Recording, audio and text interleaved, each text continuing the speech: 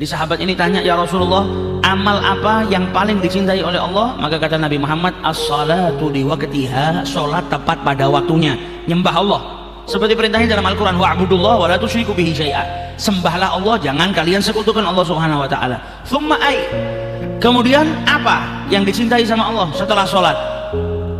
Maka dijawab oleh Rasulullah, yang kedua yang dicintai oleh Allah Subhanahu wa taala setelah sholat adalah al-birrul walidain, berbakti kepada. Saya mau hijrah dan saya juga mau berjihad di jalan Allah Subhanahu wa taala. Nabi tanya, alaka walidan, apakah kau masih memiliki kedua orang tua?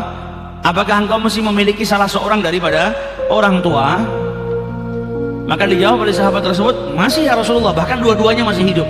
Kata Rasulullah, kalau begitu kembali kepada kedua orang tuamu, rawatlah mereka, berbaktilah kepada mereka, maka engkau akan mendapatkan pahalanya di sisi Allah Subhanahu wa taala. Jadi orang mau jihad pahalanya besar, tapi masih punya kedua orang tua. Kata Nabi Muhammad, apa? Kembali, rawat, bakti sama orang tuamu, maka engkau akan mendapatkan pahalanya jihad fisabilillah dengan berbakti kepada kedua orang tuamu. Dalam riwayat yang lain, ketika ditanya oleh Rasulullah, ada salah seorang sahabat yang ingin berjihad di jalan Allah Subhanahu wa taala, Nabi tanya, punya orang tua? Masih ya Rasulullah, ibu saya. Kembali bakti sama ibumu, maka engkau akan mendapatkan pahalanya haji dan umrah dan berjihad di jalan Allah Subhanahu wa taala. Jadi seorang anak kalau dia berbakti kepada kedua orang tuanya dapat pahala haji. Kalau sudah dapat pahala haji berarti hajinya sempurna. Belum tentu kalau dia melaksanakan haji sendiri bisa sempurna. Kata Rasulullah, kembali kepada ibumu, rawatlah, berbaktilah kepada ibumu, fa anta hajun wa mu'tamar wa mujahid, maka engkau seperti seseorang yang menunaikan ibadah haji dan juga berumrah dan juga berjihad di jalan Allah Subhanahu wa ta'ala. Nah, ini menunjukkan betapa besarnya amal berbakti kepada kedua orang tua. Orang tua ini adalah seseorang yang dipilih oleh Allah Subhanahu wa ta'ala dan menjadi perantara seorang anak untuk masuk ke dalam surganya Allah, menjadi perantara seorang anak untuk mendapatkan keridhaannya Allah, menjadi perantara bagi seorang anak untuk mendapatkan rahmatnya Allah, menjadi perantara bagi seorang anak untuk lebih dekat kepada Allah Subhanahu wa ta'ala. Orang tua ini anak tangga bagi seorang anak. Oleh karena itu, berbakti kepada kedua orang tua mendatangkan kemuliaan yang besar, mendatangkan kemuliaan yang sangat besar, pahala yang sangat besar di sisi Allah Subhanahu wa ta'ala. Banyak sekali sebagaimana telah kita baca dalam pembahasan yang lalu, riwayat-riwayat sahabat yang mendatangi Rasulullah mau berjihad di jalan Allah. Nabi yang ditanya pertama kali sama Nabi Muhammad apa? Orang tua. Masih punya orang tua? Punya. Kembali. Surga di bawah telapak kaki ibumu. Riwayat yang lain, surga di bawah telapak kaki kedua orang tuamu. Maka berbaik-baiklah kepada mereka, berbaktilah kepada mereka, niscaya engkau akan mendapatkan surganya Allah Subhanahu wa ta'ala. Itu bagian daripada keutamaan yang Allah berikan kepada anak-anak yang berbakti kepada kedua orang tuanya. Sehingga juga disebutkan di dalam hadis bahwasanya seseorang itu diharamkan dari rezekinya sehingga menjadi sempit.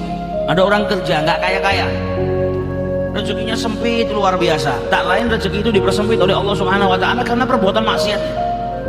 Kalau orang nggak berbuat maksiat, rezekinya akan dilapangkan oleh Allah. Tapi ketika seseorang berbuat maksiat, rezekinya akan disempitkan oleh Allah Subhanahu wa ta'ala. Sempitnya rezeki karena apa? Karena perbuatan maksiat. Berbakti kepada kedua orang tua adalah ketaatan, tapi berdurhaka kepada kedua orang tua itu adalah perbuatan maksiat, bahkan maksiat yang besar, yang juga menyebabkan rezeki seseorang itu dipersempit oleh Allah Subhanahu wa ta'ala. Dan sesuatu yang telah ditentukan oleh Allah atau yang disebut dengan qadha itu nggak bisa dirubah kecuali dengan doa. Dan umur manusia itu juga telah ditentukan oleh Allah Subhanahu wa ta'ala, tapi umur itu bisa diperpanjang oleh Allah Subhanahu wa ta'ala. Salah satu amalan memperpanjang umur manusia yaitu taat kepada kedua orang tua. Silaturahmi memperpanjang usia. Kemudian berbakti kepada kedua orang tua juga memperpanjang usia seseorang.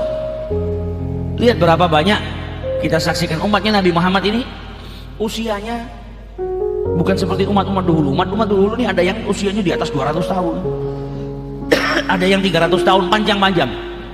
Tapi umatnya Nabi Muhammad jarang ada yang sampai melewati 100 tahun. Tapi terkadang kita dapatin orang-orang yang usianya di atas 100 tahun. Ternyata ketika ditanya amaliyahnya apa? Berbakti kepada kedua orang tua. Baktinya kepada kedua orang tua menjadikan usianya dipanjangkan oleh Allah Subhanahu wa ta'ala. Ada sahabatnya Nabi yang dipanjangkan juga usianya sama Allah Subhanahu wa taala. Salah satunya siapa? Anas bin Malik. Dipanjangkan usianya karena doanya Rasulullah. Itu pun juga kalau diteliti ya karena baktinya sama orang tua. Di waktu kecil dia bakti sama orang tua luar biasa. Ibunya yang miskin mendidik anaknya Anas bin Malik ini untuk apa? Untuk taat kepada Allah dan Rasulnya. Untuk taat kepada Allah dan Rasulnya. Dididik mulai dari kecil untuk cinta sama Nabi Muhammad. Akhirnya ketika Nabi Muhammad masuk ke Madinah, maka Anas bin Malik diberikan oleh ibunya kepada Nabi Muhammad. Ini anak saya Anas, saya jadikan pembantumu ya Rasulullah. Maka ibunya pernah minta sama Rasulullah agar anaknya Anas bin Malik ini didoakan. Ya Rasulullah, khwaidi muka Anas, ud'ullah ilahu. Doakan anak saya ini, Anas bin Malik, pembantu kecilmu ini. Maka didoakan oleh Rasulullah, Allahumma atil umrahu wa akthir malahu wa waladahu wa ghafir dhanbahu. Doa yang terakhir ini, wa ghafir dhanbahu, ada yang riwayat lain mengatakan wa adkhilhul jannah, dan masuk dia ke dalam surga. Kata Anas bin Malik, semua doanya Nabi mustajab. Yang pertama, Anas bin Malik didoakan sama Nabi, Allahumma akthir malahu wa waladahu, perbanyak hartanya dan anaknya. Kata Anas bin Malik apa? Kebun saya ini setahun panen 2 kali, padahal kebunnya orang lain itu setahun panen sekali. Tapi kebun saya panen 2 kali. Bahkan di kebun saya itu terkadang datang angin yang membawa aroma yang sangat wangi, wanginya lebih daripada kasturi. Hartanya berlimpah, jadi orang yang kaya luar biasa. Doanya Nabi apa? Perbanyak anaknya. Anas bin Malik punya anak 125 orang. Semuanya lelaki, semua, hanya 2 anak wanita. Diberi keturunan yang banyak oleh Allah Subhanahu wa taala berkat doanya Nabi Muhammad. Dan juga dipanjangkan usianya. Makanya Anas bin Malik dikatakan sahabat yang terakhir kali wafat di negara Syam. Ada riwayat yang meriwayatkan usianya 99 tahun, ada 103, ada 106, ada 120 tahun. Perbedaan ulama tentang wafatnya Anas bin Malik di usia keberapa. Umurnya dipanjangkan oleh Allah sehingga dalam sebuah sejarah Anas bin Malik ini pernah berkata, yang dicatat oleh salah seorang yang hidup di zamannya, beliau pernah berkata, saimtul haya, aku ini sampai bosan dengan hidup, sudah kepingin cepat-cepat wafat berjumpa dengan Rasulullah Shallallahu Alaihi Wasallam.